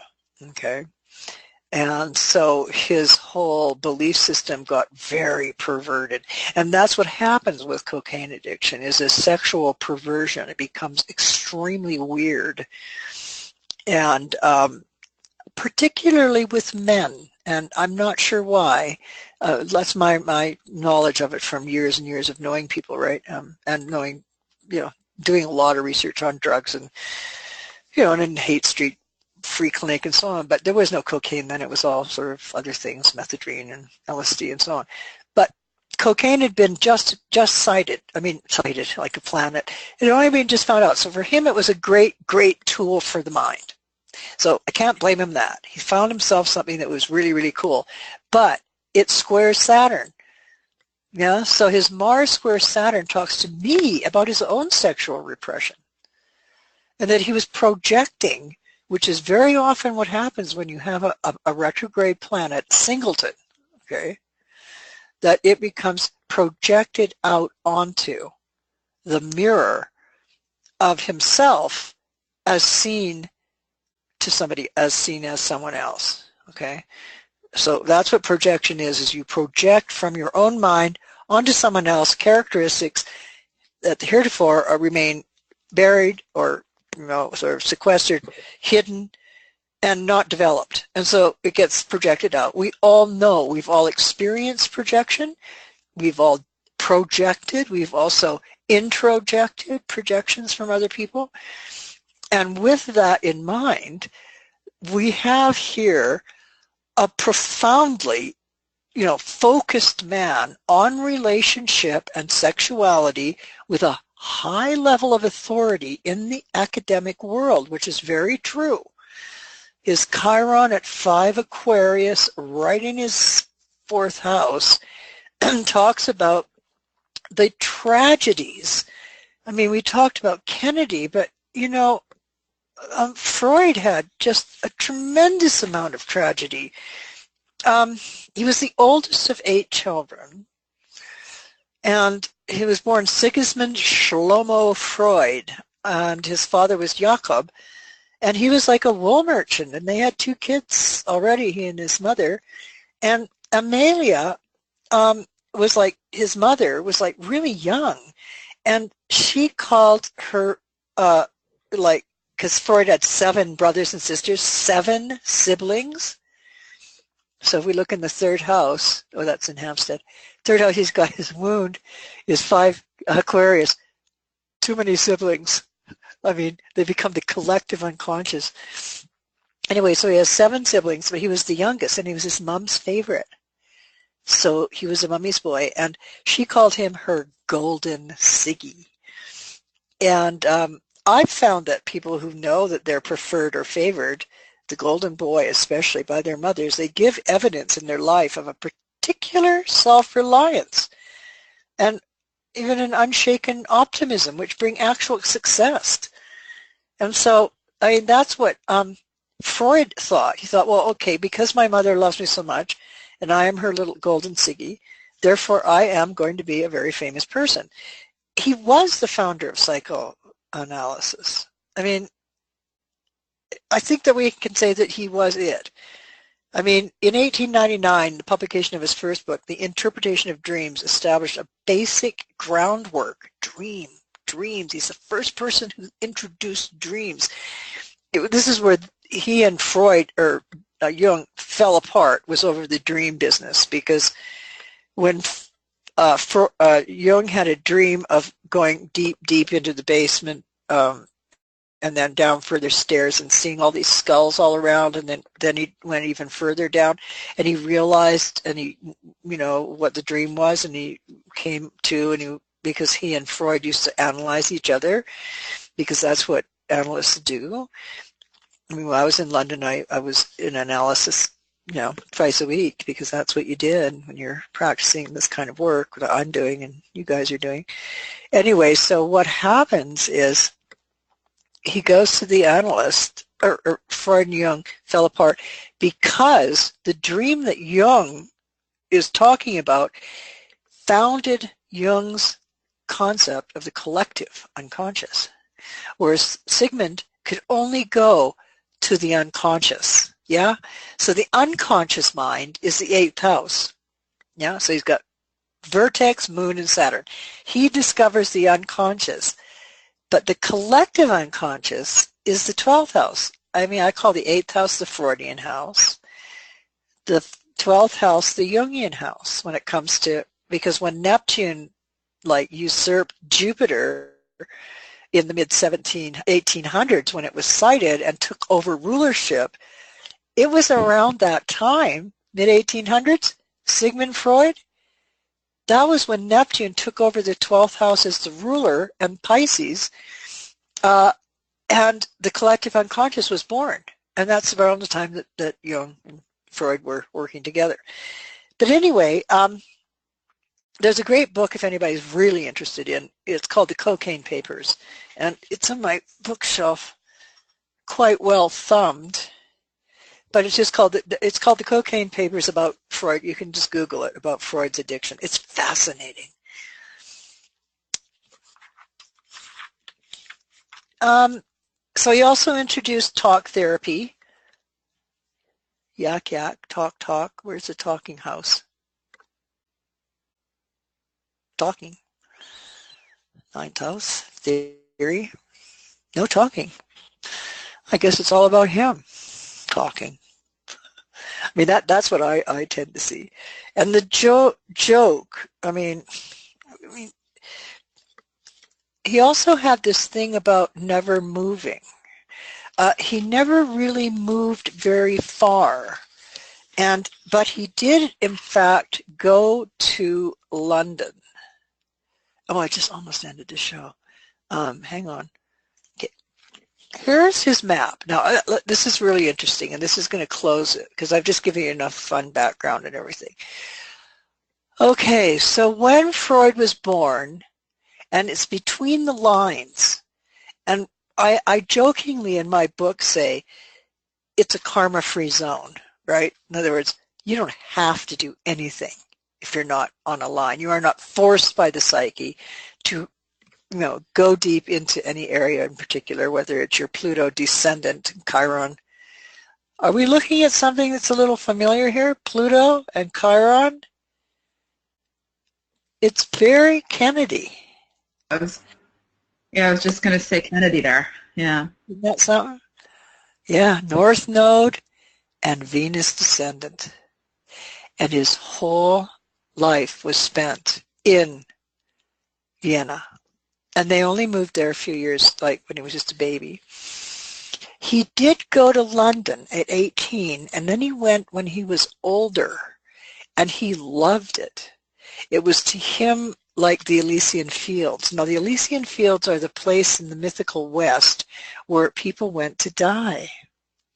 And so that was what he called London, was his Elysian Fields, which is Elysian, and to the west, which is Vespers, which is, of course, the evening song, evensong in the high church.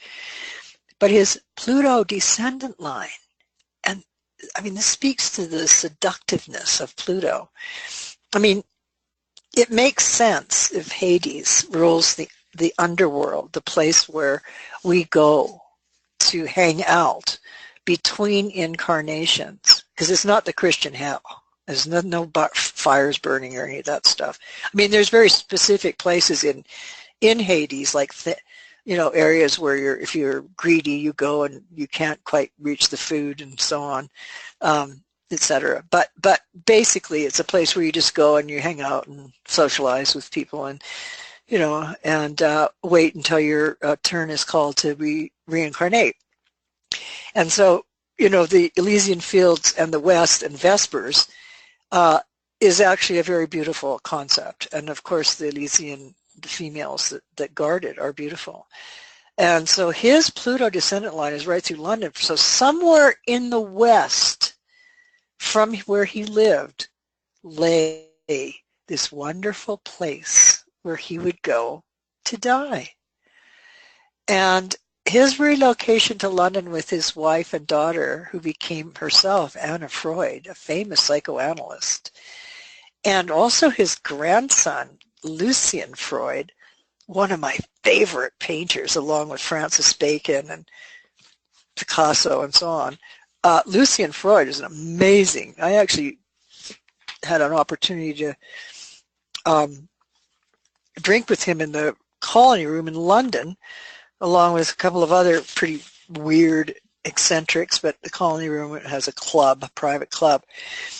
But the thing of Freud is that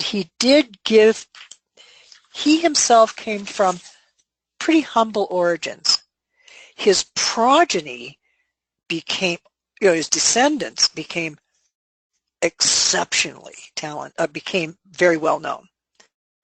I mean, when I was living in Oxford, I lived right next door to one of his great-grandsons, who was, the founder of a place called Freud's, which was a fabulous cafe in Oxford, and now there's one in London. He also, was a person who was a great furniture maker. Now his son is doing it, because I just checked on Google what he was up to, and now his son, his great-great-grandson of Freud, is now making this amazing particular kind of furniture that is, harks back to the oldest Scottish origins. I mean, it's like they're all really geniuses, the whole family.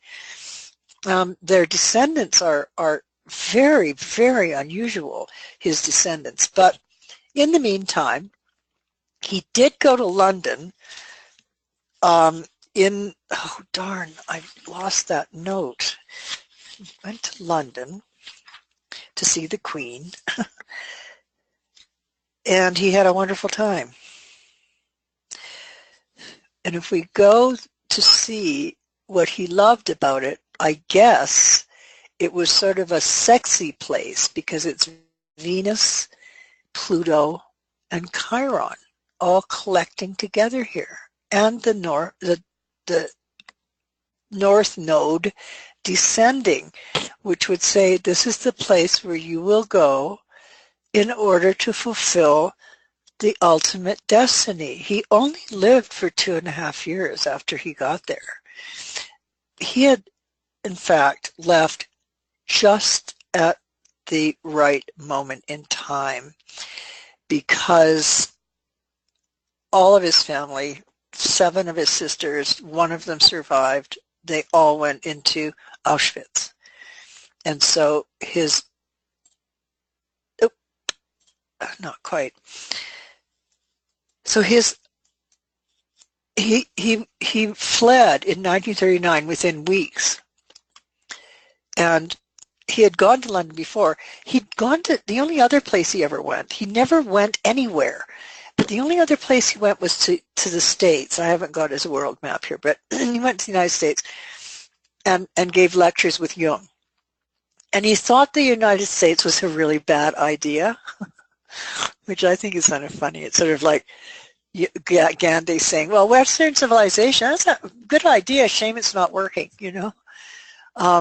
But he just thought that the United States was a bad idea. He never went back, whereas Jung went back, you know, and lectured a lot. So, yeah, so Pluto really plays a role in Freud's life, as one might think, because his Pluto descendant draws him to his final place, as I said.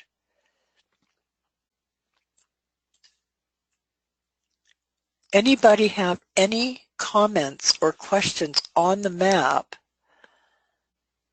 or on his charts?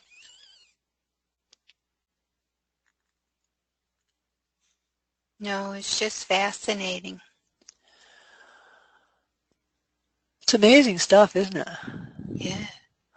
I mean, I just never, ever get over how astounding astrology, when it's really worked and looked and studied, and then this advent of, you know, astrocartography, you know, adding a dimension, a global dimension to it, and then you mix them together, and you've got yourself a pretty, you know, a pretty dynamic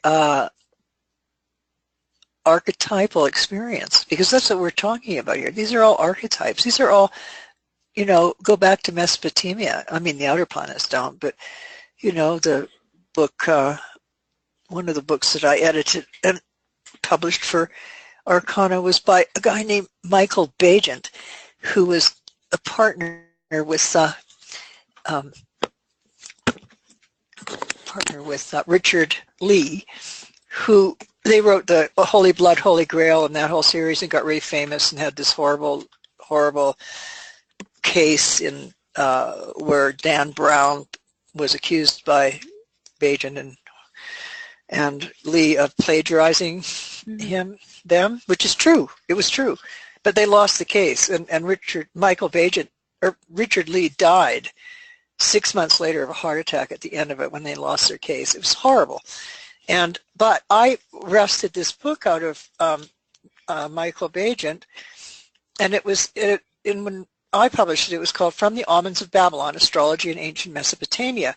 It's now out because Michael died a couple years ago, and now the book is out. It's readable and it's really good, and I'd highly recommend it. It's the origins, really, of astrology 3,000 years ago, and right up to, yeah, it's very readable. But now it's called, I think, it's with Inner Traditions Bear Book. Okay, so you can look there and you'll see Michael Bagent.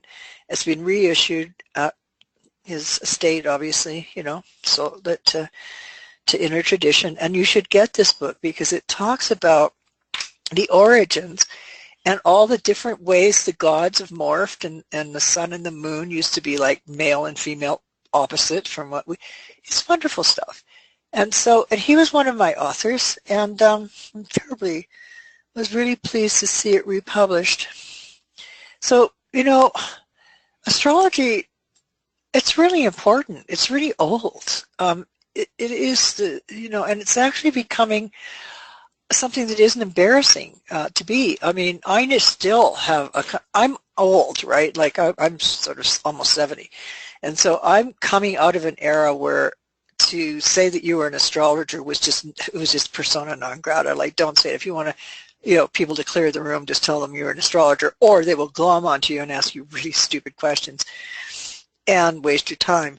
But, I got this whole new website or web people, and anyway, they're all young, of course. And he says, you're an astrologer, eh? And I said, yeah. And he said, cool. I went, oh, far out. That is so nice to hear. Thank you. I'm cool. So be cool, everybody, and hip, and study forever. Oh, you have a question about house systems. Rebecca to all. Okay. Go ahead, Now, Rebecca. what do you mean? Rebecca, go ahead and ask your question. What kind of question about house systems? Oh, your audio's not working? Okay, well, type it out and I'll read it to her. Okay, I'll tell you what. The best iteration on house systems is found in Howard Susportis' book, The Houses. Okay? Otherwise, you're going to make yourself crazy. Because it's huge. It's huge. It goes back to the beginning of time. She says she has that one. What one? She's Howard's book. Yeah. She's just asking about applying it to ACG because there's interception. No. In fact, interceptions are a fallacy. There's no such thing as an intercepted house. There's a big house that has the whole of one sign in it and a few degrees of either other sign. I wish one of these. Are there any intercepted? Yes. Okay, Sigmund Freud, Hampstead. Okay.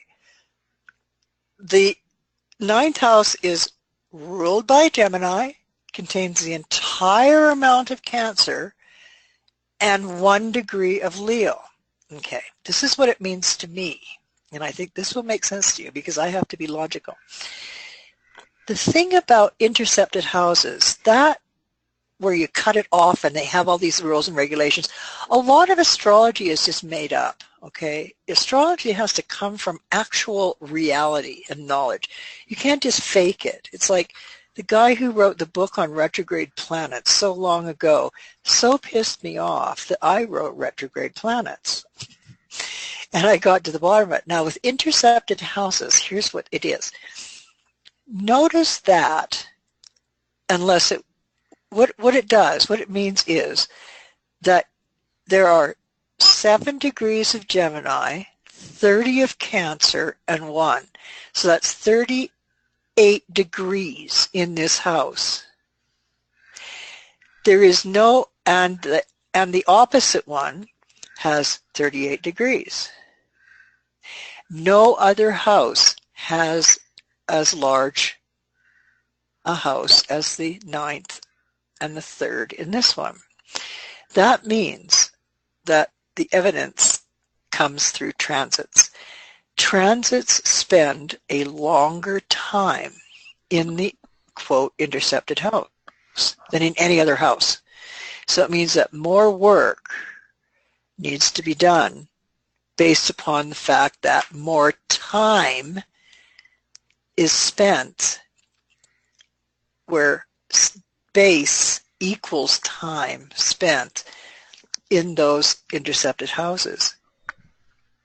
Now, it means that the house itself does have 2 rulers, Mercury and the moon. And down here in the 3rd house, Jupiter and Saturn.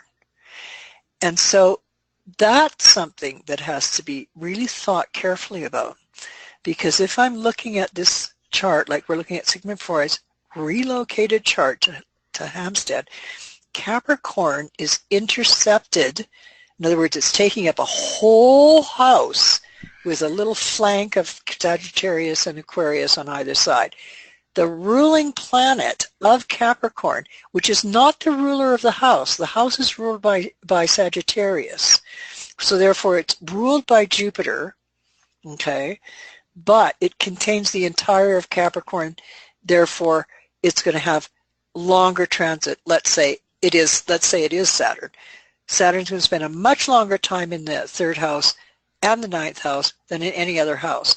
This to me would say that these houses are important because your experiential relationship with those houses is going to be more intense because it's more contains more time.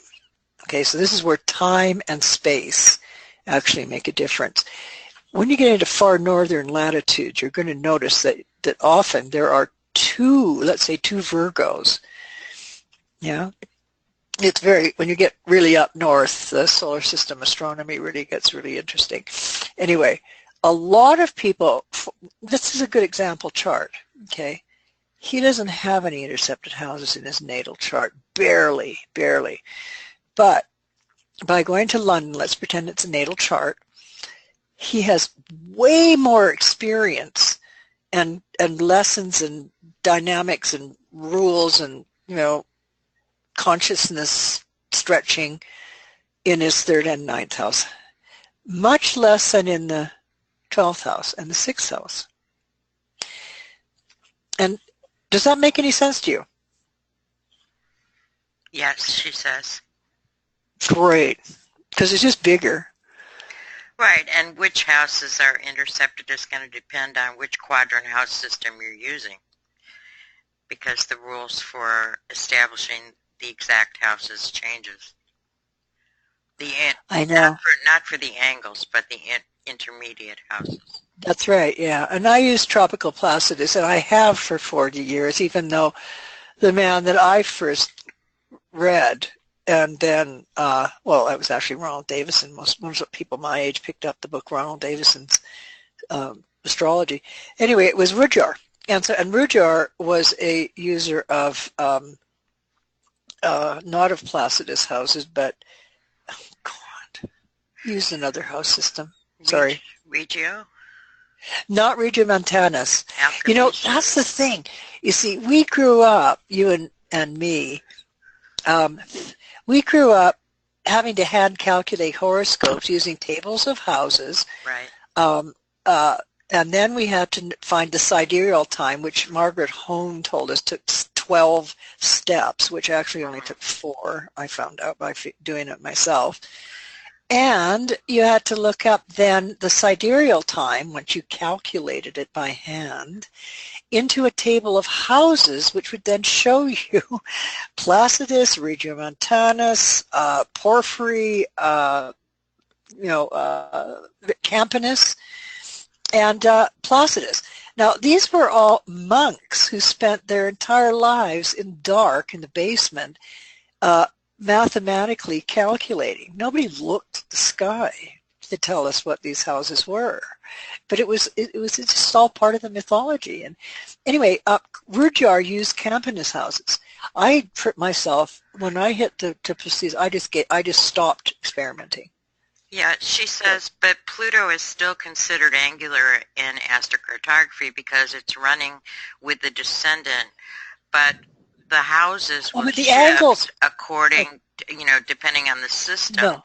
Does that affect the interpretation? No. I want to make this really clear. The angles.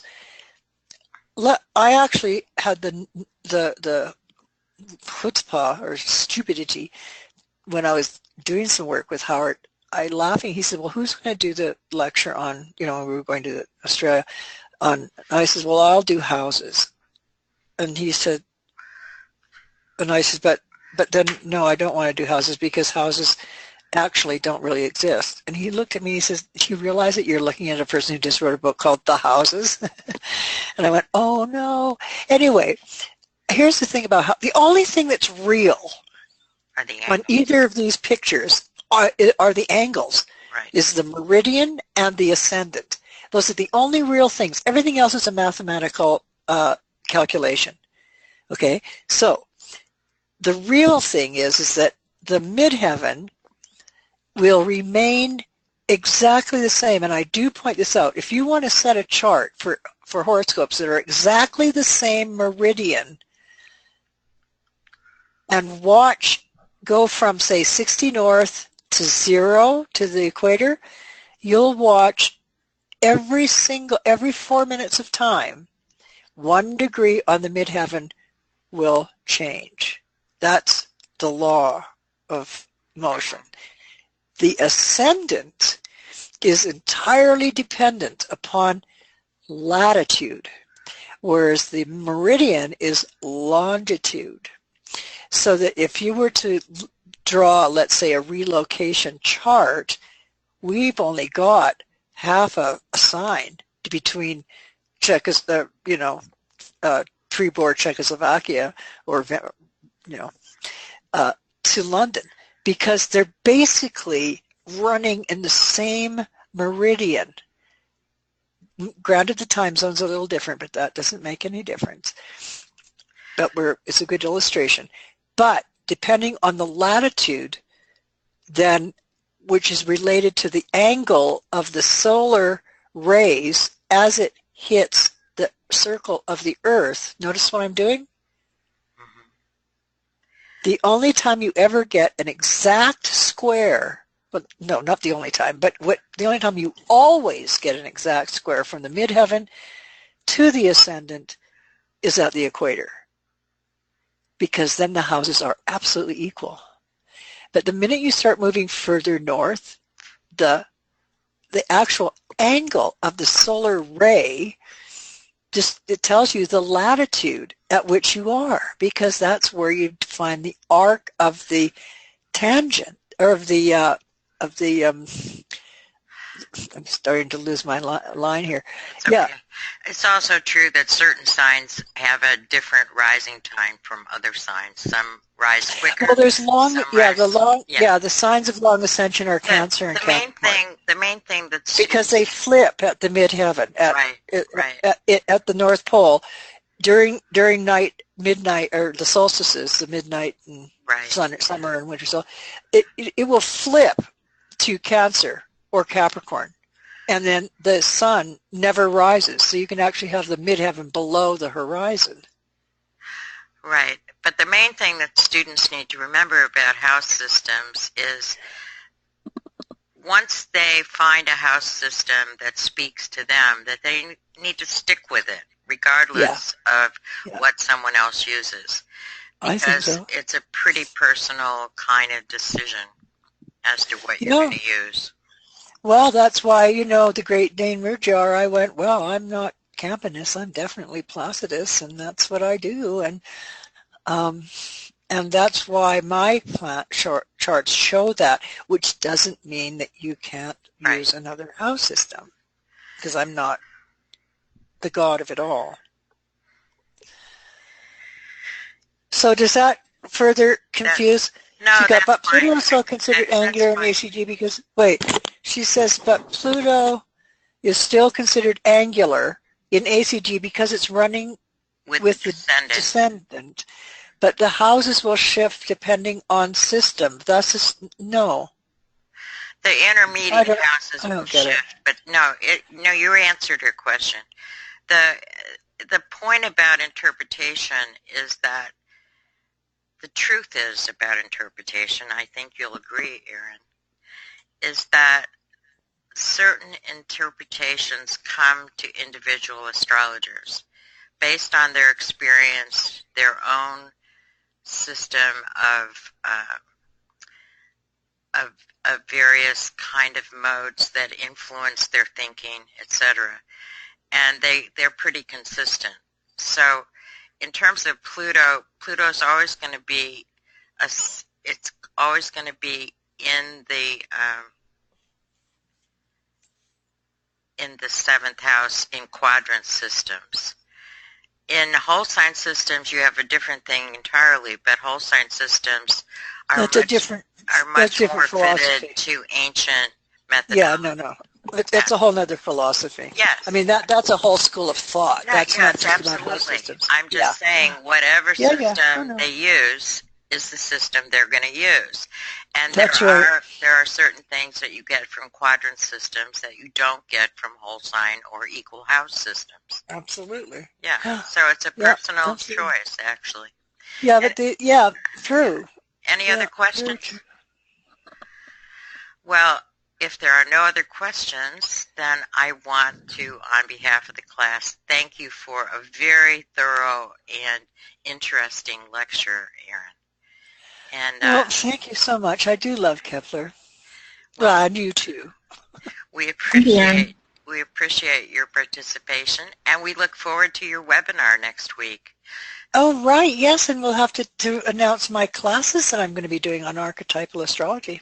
Right. We're going to have Erin has agreed to do a 5-week elective on archetypal astrology. So that will be Awesome. fun going forward. Anyway, Yeah. thank you, everyone. All right, love. Thank you. It's been a Thanks, pleasure everyone. working with all of you, and Yeah. see you next term. Bye-bye. Yes, you will. Lots of love. Bye-bye. Thanks so much. Yeah. Bye. Thank you, Erin. Hang in there. Lots of love. Bye.